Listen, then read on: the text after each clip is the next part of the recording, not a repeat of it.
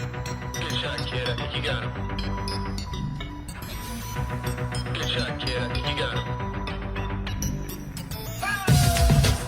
Hello there and welcome back to some more Grand Theft Auto San Andreas. Today we'll continue on Let's Play. This is episode 66. In today's episode we are taking a look at Bike School, our final of the 4 schools that we have got to go and have a look at, and one of the easiest in the game, although not quite as easy as Boat School, mostly due to the last test, but we'll get to that in a second.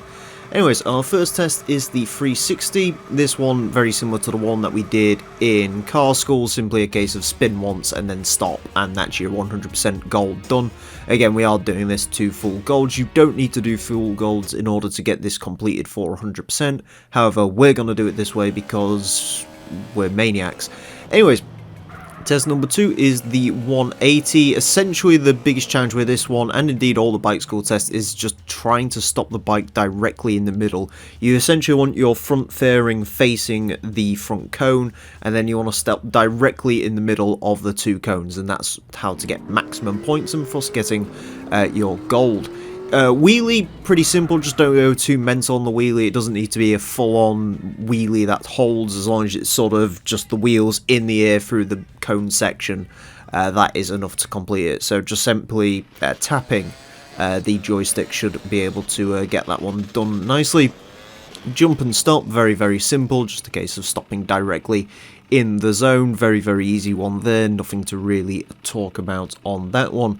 The next test is the Stoppy, which is actually a pretty difficult one. Stoppies are a bit harder to do than wheelies. Doesn't have to be neat, as long as you don't smash any of the cones, you'll be alright. As you can see through there, that one did take a fair few attempts just to try and get that one exactly right, but a relatively simple one once done correctly. The next one, however, is a bitch, because this is a jump and a stoppy.